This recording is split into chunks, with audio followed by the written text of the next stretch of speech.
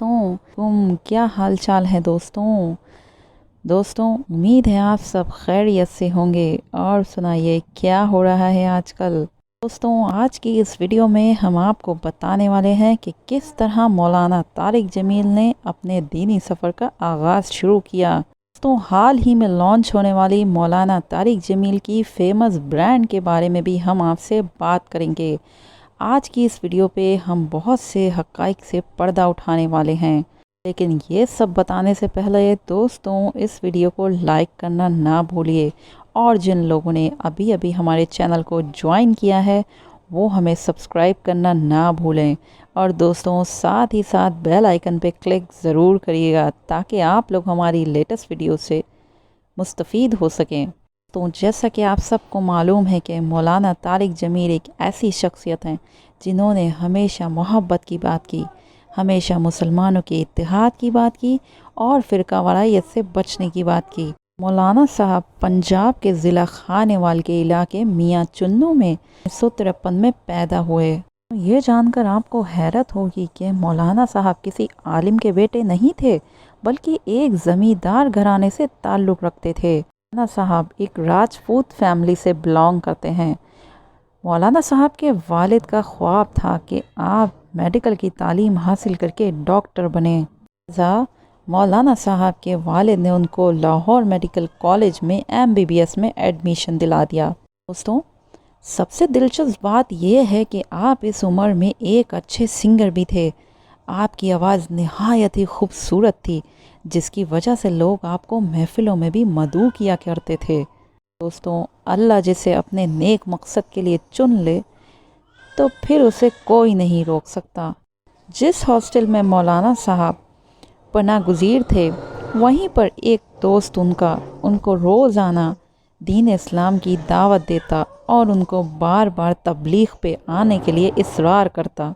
आखिर दोस्तों मौलाना साहब ने भी एक दिन इज्तिमा में जाने के लिए हामी भर ली, और दोस्तों खुदा भी आपको दीन के काम के लिए चुन चुका था। आप इज्तिमा में थे तो आपके जहन में एक सवाल आया कि अगर मैं इस वक्त मर जाऊं तो क्या मैं जन्नत में जाऊंगा या मैं जहन्नुम में जाऊंगा। और दोस्तों यही वो सवाल था जिसकी बिना पर 3 महीने इज्तिमा में रुकने की बजाय आपने 4 महीने दावत तबलीग में रहे।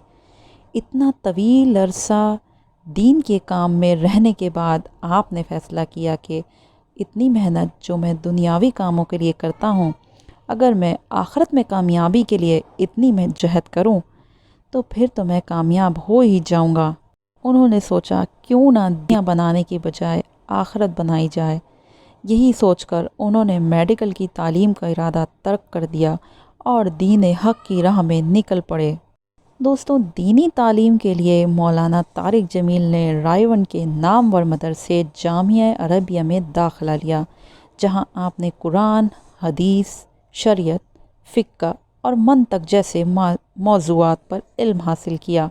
दोस्तों दीन हक़ की तालीमात के लिए आपने रायवन के नामवर मदरसे जामिया अरबिया में दाखिला लिया, जहां आपने कुरान, हदीस, शरीयत, फ़िक़्ह और मंतक जैसे मौज़ूआत पर इल्म हासिल किया।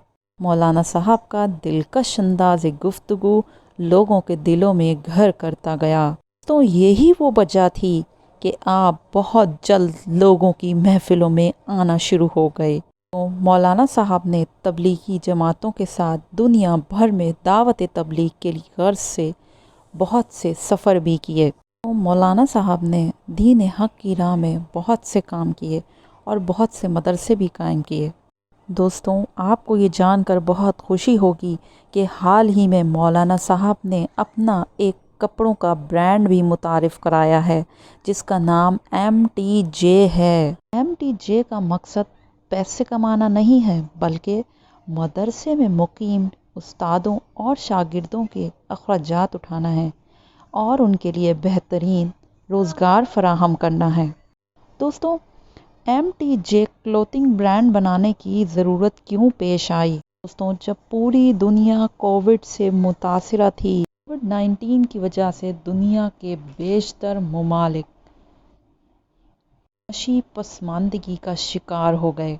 تو ایسے میں وہ مدرسے جن کا انحصار لوگوں کی زکوٰۃ و خیرات پہ تھا، اپنی ضروریات زندگی پوری کرنے میں لاچار نظر آئے۔ تو ایسے میں مولانا صاحب نے لوگوں کے آگے ہاتھ پھیلانے کی بجائے اپنا خود کا کاروبار شروع کرنے کا سوچا۔ بالآخر MTJ کلوتھنگ برانڈ تشکیل پائی، جس سے حاصل ہونے والا پیسہ اور کمائی گئی آمدنی دینی مدرسوں کے خرچے میں استعمال کی جائے گی۔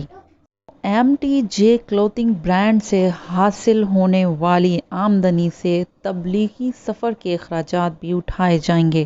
تو MTJ مولانا صاحب کی دین کی راہ میں ایک بہت ہی کامیاب اور بہت ہی بہترین کاوش ہے۔ دوستوں، ہم سب کو مسلمان ہونے کی حیثیت سے مولانا صاحب کے اس عمل کو سراہنا چاہیے۔